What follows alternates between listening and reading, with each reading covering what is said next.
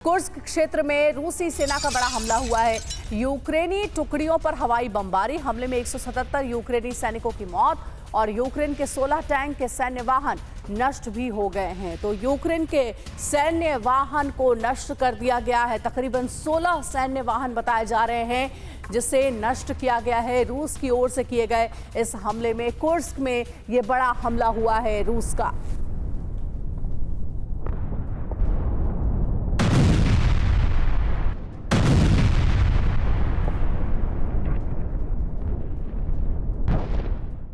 Ukraine को America से रूस दहन के लिए हरी झंडी मिल चुकी है। वॉशिंगटन में ब्रिटिश प्रधानमंत्री और राष्ट्रपति बाइडेन के बीच इस मुद्दे पर लंबी चर्चा हुई। रूस के राष्ट्रपति व्लादिमीर पुतिन ने कहा है कि अगर रूस पर नाटो के मिसाइलों से हमले हुए तो इसका मतलब नाटो का युद्ध में शामिल होना होगा। ऐसे में रूस अपने हित के लिए हर कदम उठाने को आजाद है। इस सब घटनाक्रम के बीच रूस नाटो की सैन्य झड़पें भी तेज हो गई हैं। लातविया से लेकर ब्रिटेन तक रूस के बॉम्बार्ड नाटो सीमा में घुसपैठ कर रहे हैं। देखिए कैसे अमेरिका के फैसले से यूरोप महासंग्राम का खतरा बढ़ गया है।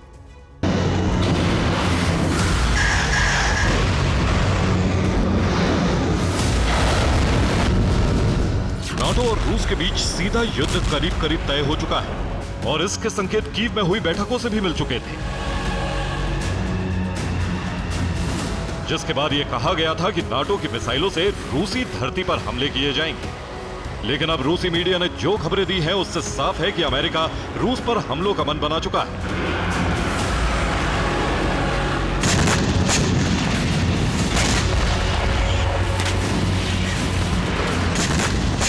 सिर्फ मिसाइलों से ही रूस पर हमले नहीं होंगे, बल्कि इसके साथ साथ नाटो के जवान भी युद्ध में उतरने वाले हैं।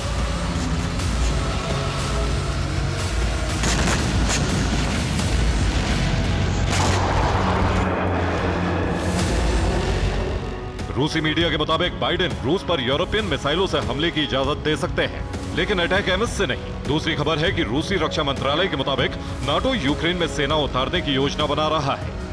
ये दो खबरें ऐसी हैं जो रूस और नाटो के बीच सीधी जंग की आशंका को भड़का रही हैं।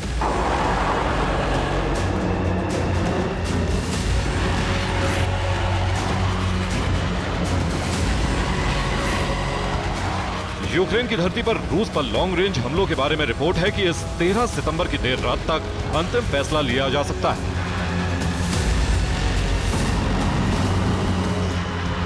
तेरह सितंबर की सुबह यूके के प्रधानमंत्री कीर स्टारमर वॉशिंगटन पहुंचे। इसके बाद राष्ट्रपति बाइडेन से उनकी मुलाकात हुई। दोनों नेताओं ने यूक्रेन के मिसाइल प्रयोग पर लगे प्रतिबंध हटाने पर चर्चा की।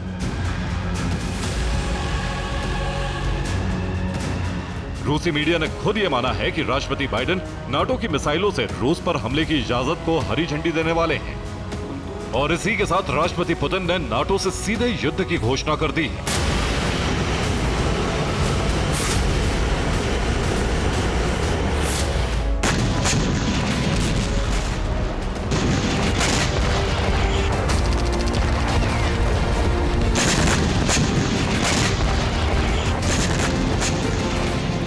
व्लादिमीर पुतिन पहले ही कह चुके हैं कि नाटो देशों के हथियारों से हमले हुए तो ये रूस की संप्रभुता पर खतरा माना जाएगा और ऐसे में रूस परमाणु हथियारों का इस्तेमाल करने के लिए बाध्य होगा।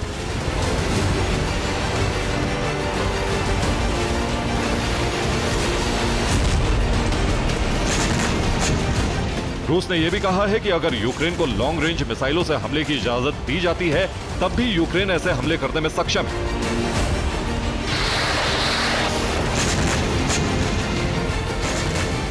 क्योंकि यूक्रेन को लॉन्ग रेंज मिसाइलें मिल जाएंगी, लेकिन उसके पास लॉन्ग रेंज प्रिसीजन सिस्टम चलाने वाली फौज नहीं है। लॉन्ग रेंज हमले सैटेलाइट इंटेलिजेंस से किए जाते हैं, यूक्रेन के पास सैटेलाइट नहीं है।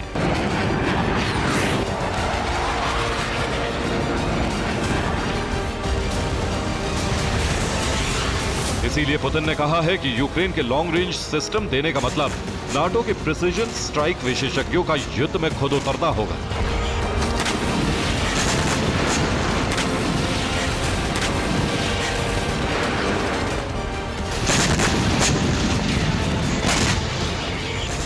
पुतिन के बयान से साफ है कि नाटो देश यूक्रेन युद्ध में उतरने की तैयारी कर रहे हैं। बीजिंग में मौजूद रूस के उप रक्षा मंत्री ने कहा है कि यूक्रेन की शर्तों पर बातचीत का दबाव बढ़ाने के लिए नाटो देश जंग में अपनी फौज उतारने वाले हैं।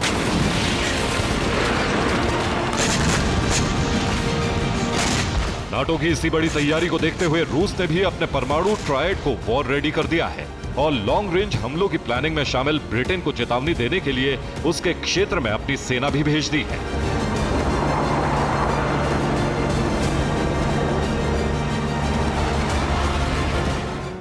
ब्रिटिश मीडिया की खबर है कि नॉर्थ सी में रूस के 4 युद्धपोत ब्रिटेन के करीब पहुंच गए। रूस के इन युद्धपोतों ने यूके के जल क्षेत्र में घुसपैठ की। इस घुसपैठ को रोकने के लिए ब्रिटिश रॉयल नेवी ने 4 युद्धपोत भेजे। ब्रिटिश नेवी से आमना सामना होने के बाद रूसी युद्धपोत लौट गए, लेकिन इसी दिन ब्रिटेन के करीब रूस का परमाणु बॉम्बर उड़ान भरने लगा। बेयर कोड नेम वाले TU-142 ने ब्रिटिश वायु सीमा को लांघ दिया। इस बॉम्बर को रडार पर देखने के बाद स्कॉटलैंड से ब्रिटेन के 2 यूरोफाइटर जेट ने उड़ान भरी। यूरोफाइटर टाइफून से चेतावनी मिलने के बाद रूस का TU-142 बॉम्बर लौट गया।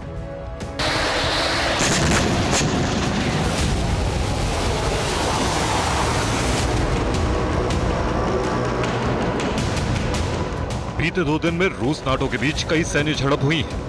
ब्रिटेन के करीब रूस का TU-142 उड़ान भरने लगा तो 12 सितंबर को एक और रूसी हवाई बेड़े ने नाटो सीमा में घुसपैठ की कोशिश की।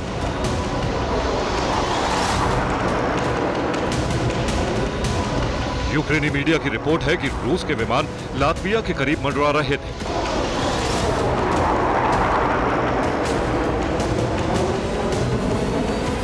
रूस के 2 Su-30SM और 2 Tu-23M3 बॉम्बर लातविया के पास ट्रेस किए गए। बाल्टिक सागर पर यह बेड़ा गश्त लगा रहा था। इन विमानों पर न्यूक्लियर मिसाइलें लोड थी। इन सब के ट्रांसपॉन्डर्स भी बंद थे।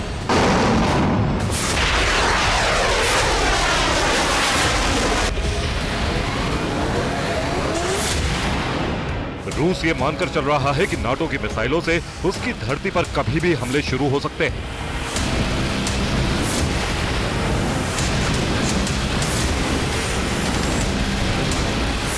और इसीलिए रूसी सेना ने अपनी स्ट्रेटेजिक फोर्सेस को स्पेशल अलर्ट पर रखा है।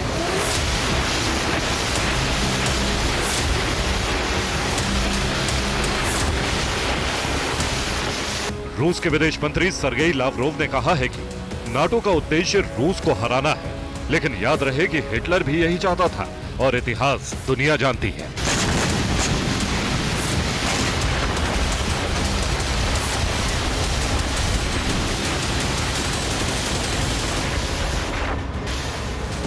रूस ने संकेत दिए हैं कि उसके दुश्मन देश जिस तरह के हमलों की प्लानिंग कर रहे हैं, उससे कहीं विनाशक पलटवार रूस करने के लिए तैयार है।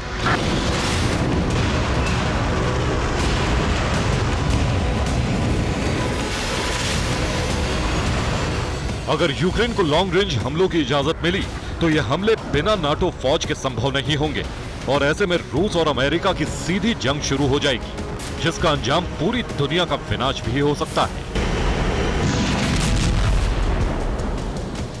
Bureau report, TV9 Bharatvarsh.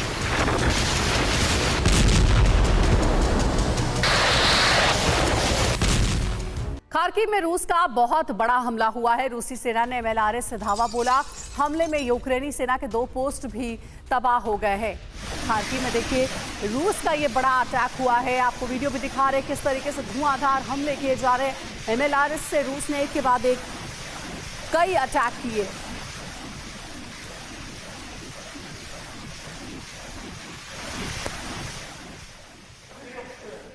धरती पर अब तक का सबसे बड़ा परमाणु खतरा मंडराने लगा है। पुतिन सेना अब जिस प्लान के तहत हमले कर रही है उससे न सिर्फ यूक्रेन में ब्लैकआउट हो जाएगा बल्कि पूरे यूरोप में एटमी रेडिएशन फैल सकता है। 24 घंटे के अंदर रूस ने यूक्रेन के 5 प्रांतों में बहुत बड़ा हमला किया है और यूक्रेन के परमाणु पावर प्लांट के पास भी कई ब्लास्ट हुए हैं। इसी के बाद यूरोप में तबाही का नया सायरन भी बजने लगा है।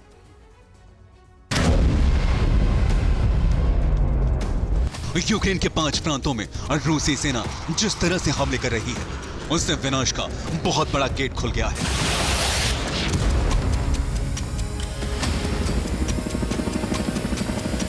और रूसी सेना यूक्रेन के 5 प्रांतों में जिस तरह से वज्रपात कर रही है उससे दुनिया पर एटमी तबाही का खतरा मंडराने लगा है।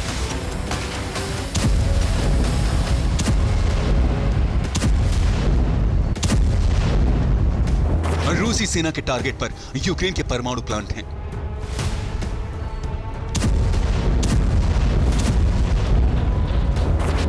यूक्रेनी शहरों को जलाने के साथ ही रूसी सेना ने यूक्रेनी परमाणु प्लांट को तबाह करने के लिए ऑपरेशन शुरू कर दिया है।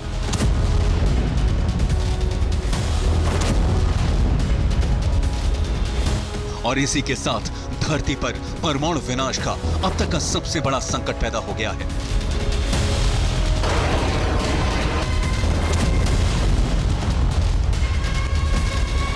पूरे यूरोप पर एटमी रेडिएशन का खतरा क्यों मंडराने लगा है?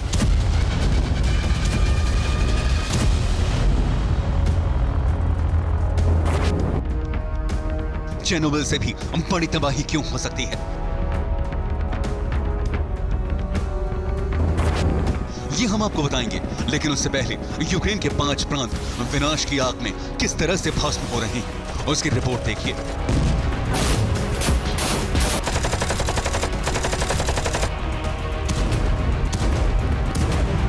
कीव, खार्किव, डोनेस्क, सुमी और खेरसोन यूक्रेन के ये वो 5 प्रांत हैं जो शमशान बनते जा रहे हैं।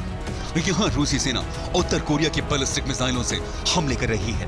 FAB 3000 बमों की बरसात हो रही है। इमारतें तबाह होती जा रही हैं। यूक्रेन के एयर डिफेंस भस्म होते जा रहे हैं। रूसी एयरफोर्स के विध्वंसक हमलों की वजह से अब यूक्रेनी फौज की कमर टूटने लगी है।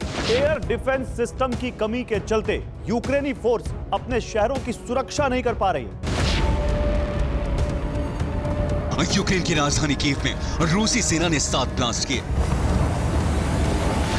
हमले में एक पावर स्टेशन और गैस स्टेशन तबाह हो गए।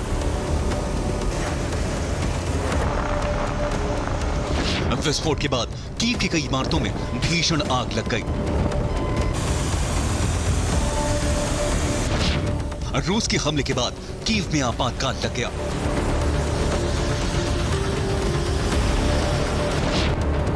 कीव में कई घंटों तक अलर्ट अलार्म बजता रहा।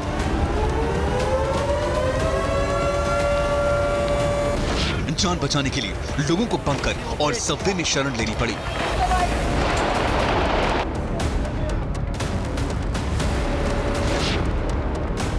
खार्किव में रूसी सेना थर्माइट वॉरहेड से लैस ड्रोन से हमले कर रही है, जिससे बहुत बड़ी तबाही हो रही है।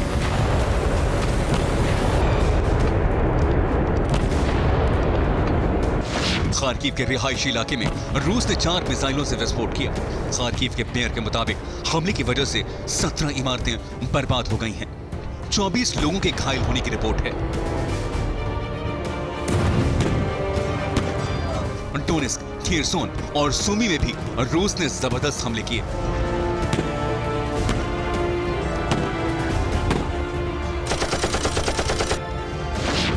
डोनेस्क में रूस ने भीषण हमला कर लिजिवका इलाके पर कब्जा कर लिया। डोनेस्क में रूस के हमले में 3 लोगों की जान चली गई। डोनेस्क में रूस ने यूक्रेन के पावर ग्रिड को तबाह कर दिया। खेरसोन में रूसी सेना ने यूक्रेन के 3 सैन्य ठिकानों का नामो निशान मिटा दिया। सुमी में रूस ने एक के बाद एक 54 ड्रोन दागे। यूक्रेन ने 40 ड्रोन को गिराने का दावा किया है।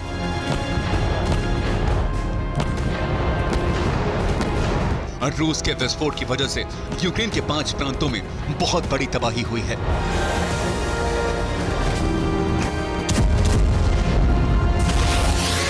रूस ने सिर्फ यूक्रेन के शहरों को ही नहीं दहलाया, बल्कि उन जगहों पर भी हमले किए जहां यूक्रेन के परमाणु पावर प्लांट है। खमेल्नित्स्की, ज़ेपोरिजिया, रिवने और माइकोलेव, इन 4 जगहों पर यूक्रेन के 4 परमाणु पावर प्लांट हैं। इन चारों पावर प्लांट के पास रूसी सेना ने हमला किया। रिपोर्ट्स के मुताबिक चारों परमाणु प्लांट के पास एक के बाद एक कई विस्फोट सुने गए हैं और इसी के साथ धरती पर परमाणु विनाश का खतरा बहुत बड़ा मंडराने लगा है। रूस के हमले की वजह से अगर परमाणु प्लांट को नुकसान पहुंचा तो बहुत बड़ी तबाही होगी। परमाणु प्लांट के रिएक्टर को नुकसान होगा तो पूरे यूरोप में एटमी रेडिएशन फैल सकता है और इसके बाद चेर्नोबिल से भी बड़ी त्रासदी आ जाएगी। इस वक्त यूरोप के करोड़ों लोगों के जीवन पर खतरा मंडरा रहा है।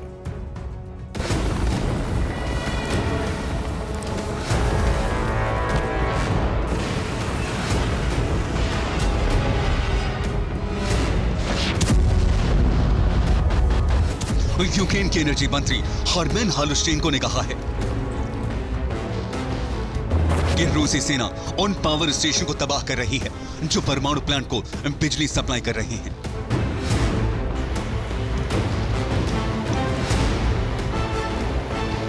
बिजली की सप्लाई ठप हुई तो परमाणु प्लांट के रिएक्टर की कूलिंग बंद हो जाएगी।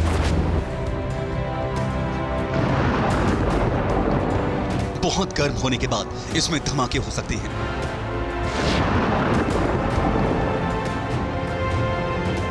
इसके बाद ऐसा एटमी रेडिएशन आएगा जिसमें पूरा यूरोप तबाह हो सकता है।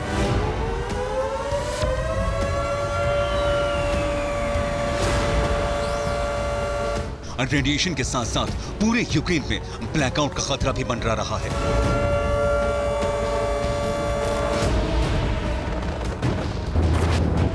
परमाणु प्लांट से यूक्रेन को 60% बिजली की सप्लाई होती है। परमाणु प्लांट ठप हुए तो बिजली की सप्लाई भी बंद हो जाएगी और यूक्रेन अंधेरे में डूब जाएगा। रूस यूक्रेन के एनर्जी ठिकानों मसलन power station, power grid, gas station, परमाणु प्लांट पर जबरदस्त हमले कर रहा है।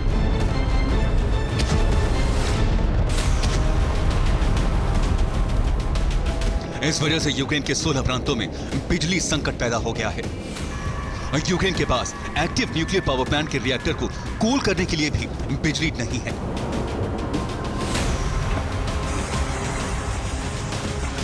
यही वजह है कि यूरोप पर परमाणु रेडिएशन का अब तक का सबसे बड़ा खतरा मंडराने लगा है।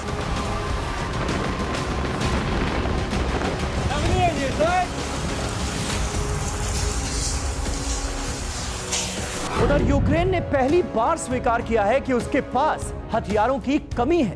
यूक्रेन के पास नेटो के हथियार खत्म हो चुके हैं। स्वदेशी हथियार भी बहुत कम बचे। ना हथियार है, ना एयर डिफेंस। ऐसे में रूस के बारूदी ज्वाला में यूक्रेन जलने को मजबूर है। एटमी विनाश को टालने के लिए अमेरिका और ब्रिटेन यूक्रेन को अमराम मिसाइलों की खेप देने जा रहे हैं।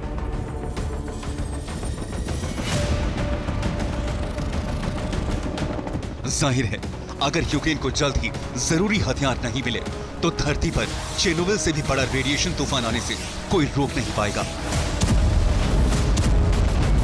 Bureau report, TV9 Bharatvarsh.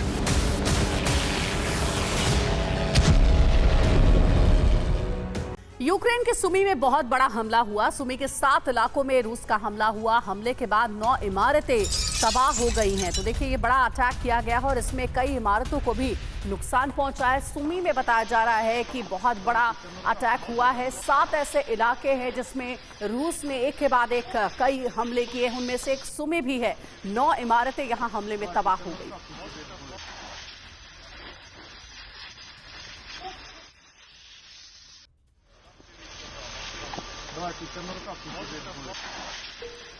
Kursk और पूर्वी यूक्रेन में रूस के हावी होने के बाद सिर्फ ज़ेलेंस्की नहीं बल्कि बाइडेन की चिंता भी बढ़ गई है। रूस का आरोप है कि अब नाटो देश रूस पर हमला कर रहे हैं। रूस के ओलेनिया बेस पर लगातार 2 दिन से हमले की कोशिश हो रही है। रूस का ये बेस यूक्रेन से करीब 2000 किलोमीटर दूर है। रूस का दावा है कि ओलेनिया बेस पर हमले की साजिश में फिनलैंड और नॉर्वे शामिल है। इसके अलावा यूक्रेनी बॉर्डर से 2500 किलोमीटर दूर रूस के ओमस्क में एक हथियार फैक्ट्री में धमाके से रूस का दावा है कि वो मजबूत हुआ है। कुछ रिपोर्ट्स में दावा यह भी है कि अब नाटो ने रूस के विरुद्ध गुरिल्ला युद्ध की शुरुआत कर दी है। यूक्रेन से बहुत दूर, यूक्रेनी ड्रोन की रेंज से बाहर।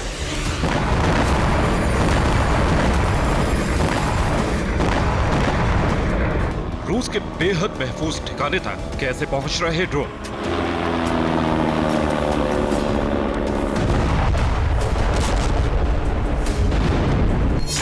यूक्रेन ने इतना शक्तिशाली ड्रोन बनाया या फिर यूक्रेन की इस ताकत का राज कुछ और है?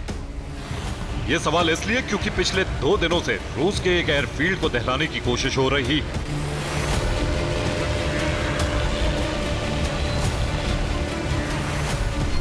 रूस के इस एयरफील्ड का नाम ओलेनिया है, जो यूक्रेन की सीमा से करीब 1800 किलोमीटर दूर है। इतनी दूर तक यूक्रेन के ड्रोन का पहुंच पाना नामुमकिन माना जा रहा है। रूस के इंटेलिजेंस रिपोर्ट के मुताबिक यूक्रेन के पास इतना शक्तिशाली ड्रोन है ही नहीं, और अगर यूक्रेन ने ऐसा ड्रोन बना भी लिया है तो ओलेनिया पहुंचने के लिए ड्रोन को रूस के कई शहरों के ऊपर से गुजरना होगा।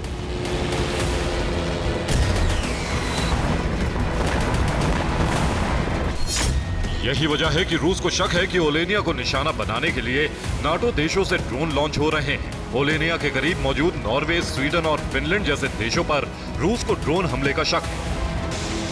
ये दावा ऐसे ही नहीं किया जा रहा है। रूस को जानकारी मिली है कि इस बार नॉर्वे से ओलेनिया को निशाना बनाने की कोशिश की जा रही है।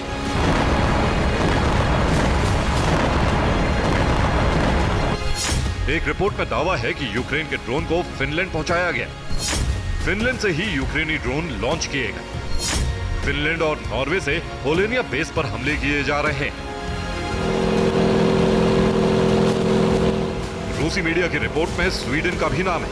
दावा किया गया है कि हमले से पहले स्वीडन के 2 विमानों ने इलाके में रेकी की थी। स्वीडन के विमानों ने रूसी सीमा के करीब उड़ान भरी। रूस को अंदेशा है कि स्वीडन के टोही विमानों से ओलेनिया की जासूसी की गई। ओलेनिया में बॉम्बर की तैनाती के आंकड़े जुटाए गए। फिर नॉर्वे और फिनलैंड से रूसी बेस को निशाना बनाया गया। हालांकि इस बार रूस ने यूक्रेन के हमले को नाकाम कर दिया है।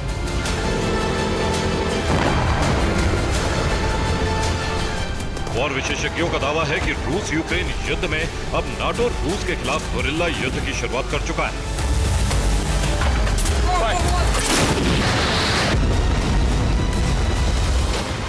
यही वजह है कि अब बिना किसी ऐलान के नाटो देश यूक्रेन की मदद कर रहे हैं। दावा यह भी है कि ब्रिटेन ने रूस में स्टॉर्म शैडो से हमले की इजाजत दे दी है। लेकिन ब्रिटेन स्टॉर्म शैडो को लेकर दुनिया के सामने कोई ऐलान नहीं करेगा। इसी तरह रूस के पड़ोसी नाटो देशों से भी अब छिपकर हमले की शुरुआत हो गई। माना जा रहा है कि नाटो देश अब जो भी करेंगे उसे सीक्रेट रखा जाएगा। रूस के किसी भी दावे को माना नहीं जाएगा। रूस के हर आरोप को खारिज किया जाएगा।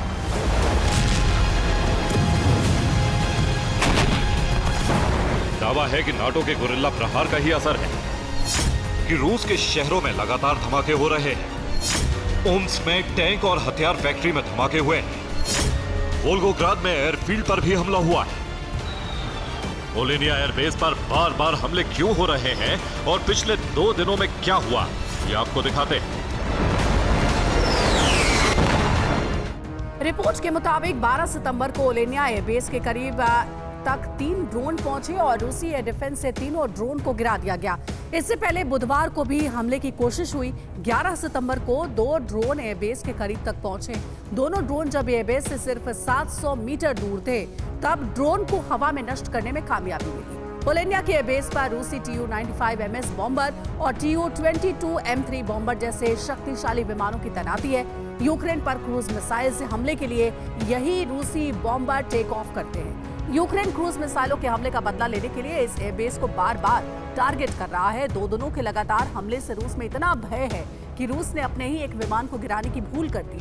रूस के एक छोटे विमान ने ओलेनिया से टेक ऑफ किया था। ड्रोन हमले के डर से विमान पर फायरिंग कर दी गई। रूसी सेना ने मशीन से विमान पर गोलीबारी की। हालांकि विमान पर गोलियां लगने के बावजूद रूसी पायलट सुरक्षित है। इससे पहले 27 जुलाई को भी ओलेनिया बेस पर ड्रोन से हमला हुआ था। दावा था कि रूस के 2 Tu-22M3 क्षतिग्रस्त हो गए थे। इसके बाद 21 अगस्त को A-22 फ्लाइंग फॉक्स ड्रोन से हमला किया गया था। रूस को कितना नुकसान हुआ इसका खुलासा अभी तक नहीं हो सका है।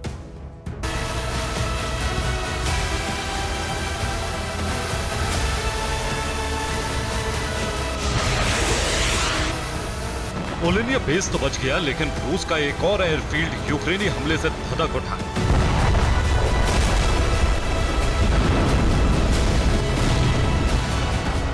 रूस के वोल्गोग्राद में मोरिनोव्का एयरबेस पर कई धमाके हुए। यहां मौजूद तेल के ट्रकों में आग लग गई।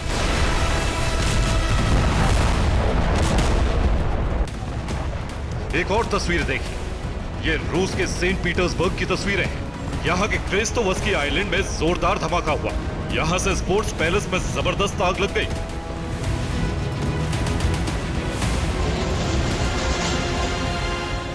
सेंट पीटर्सबर्ग वही शहर है जहाँ राष्ट्रपति पुतिन का घर है। कई एयर डिफेंस इस शहर की सुरक्षा में तैनात है।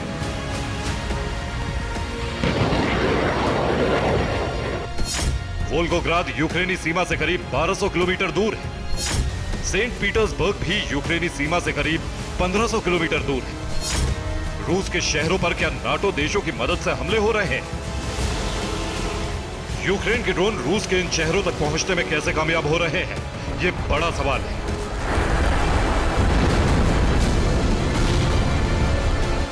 क्या ये सब नाटो देशों के गुरिल्ला प्रहार का असर है? क्योंकि माना जा सकता है कि यूक्रेन ने 1500 किलोमीटर की रेंज का ड्रोन बना लिया है।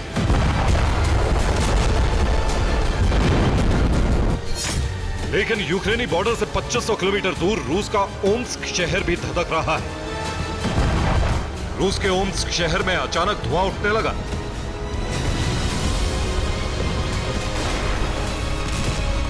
रूस ने किसी हमले का खुलासा नहीं किया, लेकिन जिस जगह पर आग लगी, जहां धमाके हुए, वो कोई आम जगह नहीं। ओम्स्क में रूस की हथियार फैक्ट्री में धमाका हुआ। ओम्स्क कारखाने में T-80 टैंक बनाए जाते हैं। ओम्स्क में इसी TOS-1 MLRS का प्रोडक्शन होता है। होवित्जर तोप भी बनाए जाते हैं। यही वजह है कि ओम्स्क की इस आग की वजह भी यूक्रेन का ड्रोन प्रहार माना जा रहा है।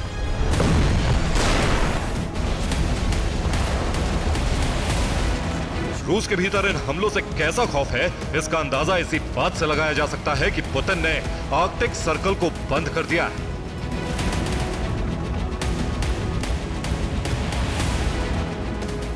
रूस ने इस इलाके में एटमी आइस ब्रेकर भेजा है।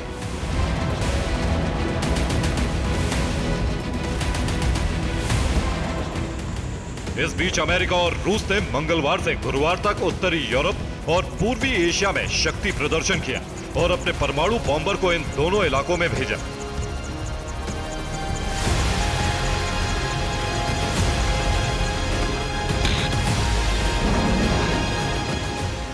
रूस ने हिंद महासागर में चीन की सेना के साथ युद्धाभ्यास किया है।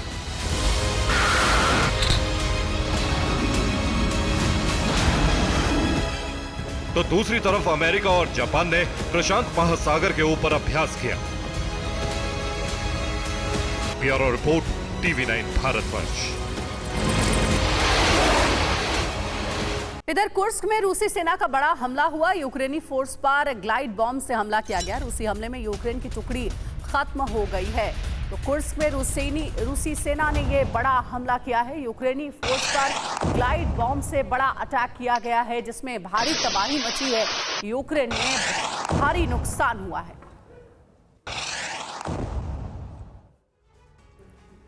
और इस बीच एक और अहम खबर है। इजराइल का गाजा में एयर स्ट्राइक। लड़ाकू विमानों ने देयर अल बलाह में किया है हमला। एयर स्ट्राइक में भारी नुकसान की खबर है। एयर स्ट्राइक हुई है जिसमें भारी नुकसान की खबर है। इजराइल के गाजा से ये खबर सामने आ रही है। यहाँ पर एयर स्ट्राइक से बड़ा अटैक किया गया देयर अल बलाह में, और इस हमले में भारी नुकसान पहुंचाया गया।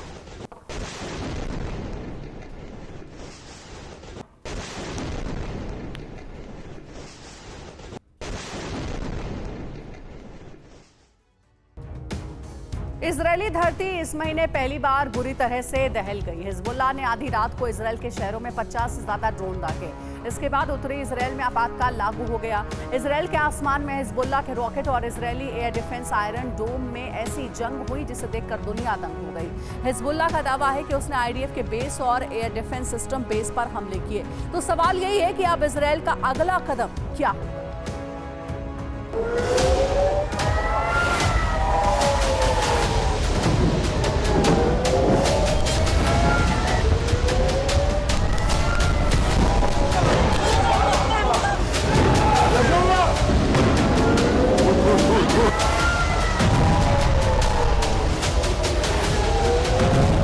रात के अंधेरे में इजराइल के आसमान में इजराइल और हिजबुल्लाह के बीच इस तरह से विध्वंसक जंग।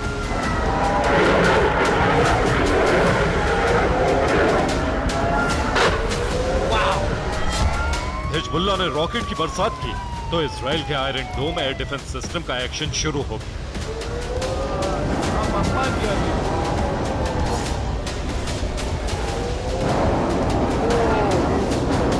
हिजबुल्लाह ने दर्जनों रॉकेट फायर कर इजरायली धरती पर बहुत बड़ी तबाही मचाने की कोशिश की, लेकिन इजराइल ने उसकी कोशिश को पूरी तरह से नाकाम कर दिया। कुछ इस तरह।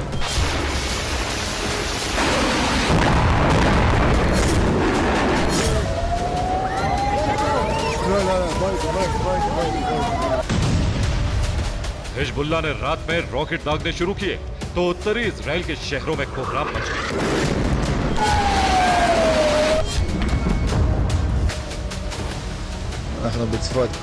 हिजबुल्लाह के टारगेट पर इस बार इजराइल का सफेद शहर। अल्लाहु अकबर। साफेद में हिजबुल्लाह के लड़ाकों ने कुछ ही देर में 50 से ज्यादा रॉकेट फायर कर दी।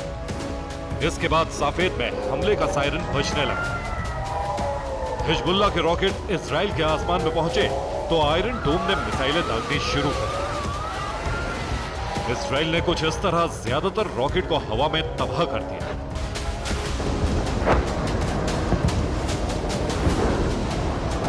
इजराइल का दावा है कि उसने हिजबुल्लाह के बड़े हमले को पूरी तरह से नाकाम कर दिया, लेकिन हिजबुल्लाह ने ऐलान किया है कि उसका हमला सफल रहा।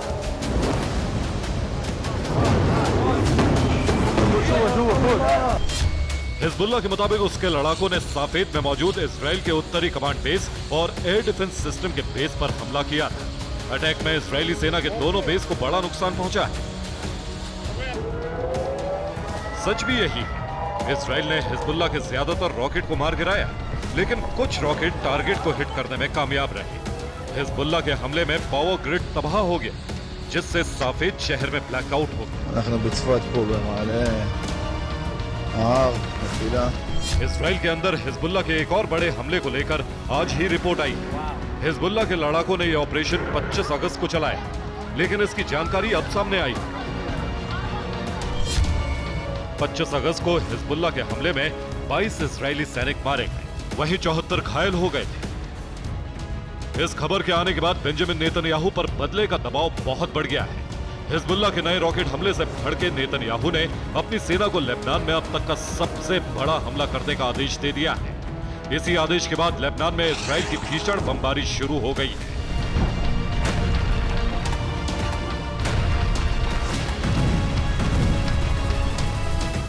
इजराइल की बमबारी में हिजबुल्लाह के 3 लड़ाके मारे गए हैं। माना जा रहा है कि 24 घंटे के अंदर आईडीएफ लेबनान में बहुत बड़ा ऑपरेशन शुरू करने वाली है।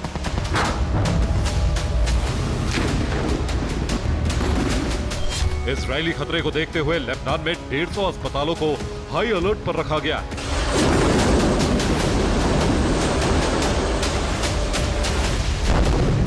लेबनान सरकार ने यह फैसला उस खुफिया रिपोर्ट के बाद लिया जिसमें कहा गया है कि इजराइल अब लेबनान के अंदर हिजबुल्लाह के खिलाफ गाजा जैसे सैन्य अभियान लॉन्च करने जा रहा है। इसका मतलब यह हुआ कि अरब विनाश का असली युद्ध अब शुरू होने जा रहा है। Bureau report, TV9 Bharat.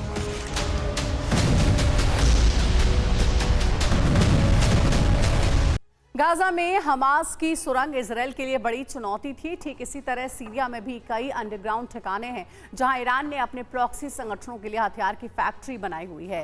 मिसाइलों के लिए गोडाउन तैयार है। इजराइल हवाई हमलों से ये ठिकाने हमेशा सुरक्षित रहे, इसलिए इजराइल इस बार सर्जिकल स्ट्राइक का फैसला ले चुका है। सीरिया में 200 किलोमीटर भीतर जाकर ईरान के तमाम ठिकानों को नष्ट किया गया और ईरानी हथियार विशेषज्ञों का अपहरण कर इजराइल लाया गया। सीरिया में इजरायली सेना की सर्जिकल स्ट्राइक।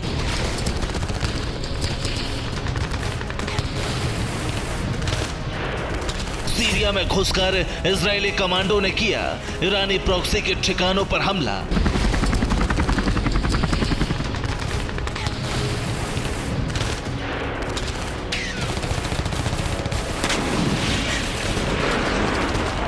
जबरदस्त गोलीबारी और बमबारी के बीच ईरान के कई सीक्रेट अड्डे तबाह कर दिए गए और तो और ईरान के कुछ अफसरों को उठाकर इजराइल लाया गया।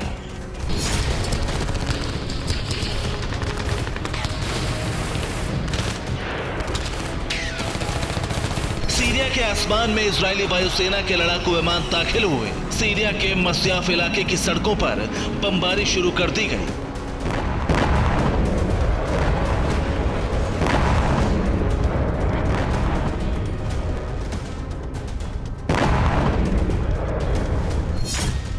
बमबारी का मकसद सीरियाई सेना को इलाके से दूर करना था।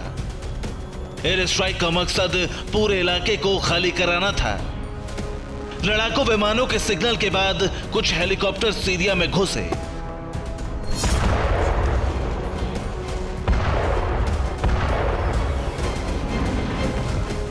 हवाई हमले से मस्याफ इलाके में दहशत मच गई। ईरानी प्रॉक्सी के लड़ाके अपने अंडरग्राउंड ठिकानों में चले गए।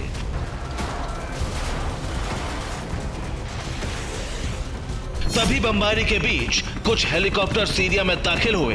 हेलीकॉप्टर से सीरिया के कमांडो जमीन पर उतारे गए और फिर शुरू हुई सर्जिकल स्ट्राइक।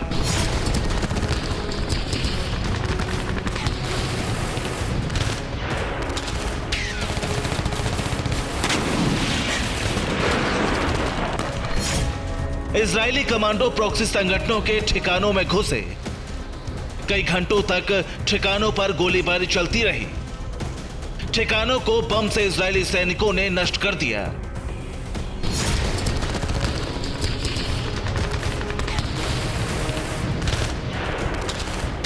इजरायल का यह ऑपरेशन जिस मकसद से लॉन्च किया गया था उसे कामयाब बताया जा रहा है।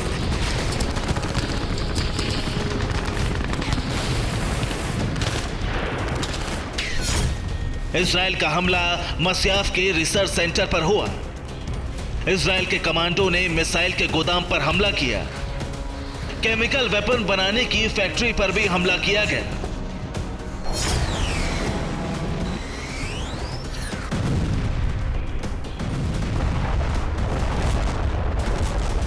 मस्याफ इलाके में ईरान ने कई ठिकाने बनाए थे।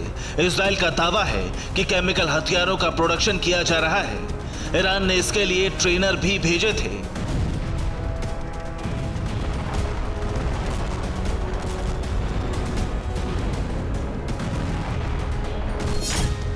ईरान के ठिकानों से कई सीक्रेट कागजात मिले। केमिकल हथियारों का सामान भी मिला। कई उपकरण और हथियार भी बरामद हुए।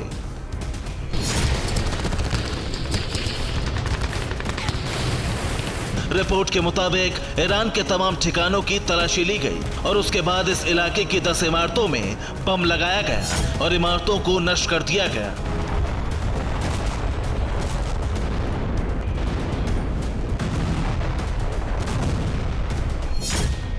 ईरान से आए 4 ट्रेनर को इजरायली कमांडो अपने साथ लेकर गए। इजरायल हमले के लिए तैयार 15 मिसाइलों को नष्ट किया गया। इजरायली सैनिकों ने सीरिया में 200 किलोमीटर भीतर जाकर यह हमला किया।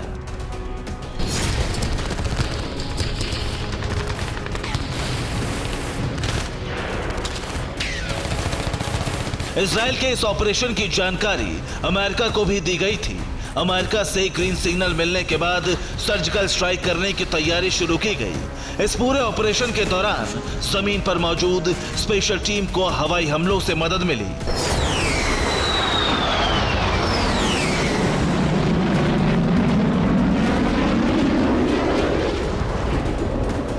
सैनिकों को दूर रखने के लिए 2 हेलीकॉप्टर इलाके में गश्त लगा रहे थे और इजरायल के फाइटर जेट्स बमबारी से एक बड़ा घेरा तैयार कर चुके थे।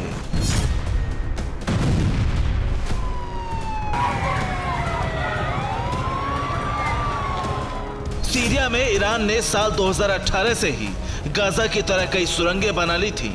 जमीन के नीचे हथियारों की फैक्ट्री थी, गोदाम बनाए गए थे। हवाई हमलों से इजरायल जमीन के नीचे मौजूद ईरानी ठिकानों को कभी नष्ट नहीं कर पाता था। इसीलिए सर्जिकल स्ट्राइक का फैसला लिया गया।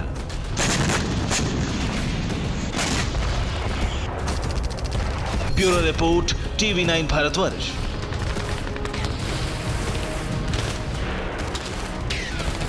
हाल ही में दक्षिण कोरिया और अमेरिका के युद्धाभ्यास के वीडियो सामने आए थे। दावा था कि दोनों देशों ने साथ में परमाणु ड्रिल की, लेकिन अब किम जोंग ने अपनी न्यूक्लियर फैक्ट्री की तस्वीरें जारी कर पूरी दुनिया में सनसनी फैला दी है। दावा है कि किम ने ज्यादा से ज्यादा परमाणु हथियार बनाने के आदेश दिए हैं। किम की ये परमाणु तैयारी अमेरिका के खिलाफ मानी जा रही है। जिन्होंने पूरी दुनिया को टेंशन में डाल दिया है। टेंशन इसलिए क्योंकि तस्वीरों में नजर आ रहा उत्तर कोरिया का तानाशाह जहां खड़ा है वो उसकी परमाणु फैक्ट्री है।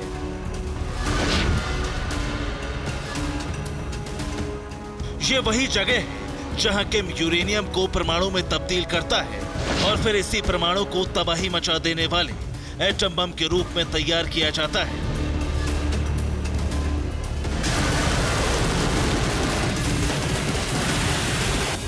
ये एक यूरेनियम एनरिचमेंट साइट है जहां पर भारी मात्रा में सेंट्रीफ्यूज लगे हैं। ये एक खास संयंत्र होता है जो परमाणु बम बनाने का सामान तैयार करता है। माना जाता है कि उत्तर कोरिया के पास कई एनरिचमेंट साइट्स हैं। सैटेलाइट तस्वीरों में ऐसे केंद्रों का खुलासा भी हुआ है। हालांकि किम ने किस साइट पर विजिट किया, ये अब तक साफ नहीं है।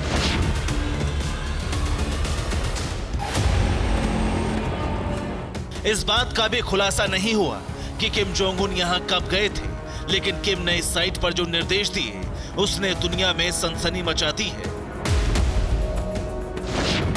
दरअसल किम ने साइट पर मौजूद वैज्ञानिकों से परमाणु जखीरे की जानकारी ली और कहा, हमें ज्यादा से ज्यादा टैक्टिकल न्यूक्लियर हथियार बनाने होंगे। हमारी जंग अमेरिका और पड़ोसी दुश्मन से हो सकती है। ऐसे में उत्तर कोरिया की सुरक्षा के लिए इनकी जरूरत होगी। अमेरिका और उसके मित्र देशों से हमारे देशों को परमाणु हमले का खतरा है। अमेरिका और उसका साथ देने वालों ने रेड लाइन पार कर ली है। दरअसल अमेरिका और दक्षिण कोरिया ने हाल ही में बड़ी समुद्री ड्रिल की थी। किम जोंग का दावा है कि इस दौरान कई बार अमेरिका का जासूसी विमान उत्तर कोरिया की सीमा में दाखिल हुआ था। अमेरिका के इस कदम से किम जोंग बेहद गुस्से में है। उसे शक है कि अमेरिका उसकी जासूसी कर रहा है। इस बीच किम का न्यूक्लियर प्लांट से तस्वीरें जारी करना अमेरिका को बड़ी चेतावनी माना जा रहा है। Bureau report, TV9 Bharatvarsh.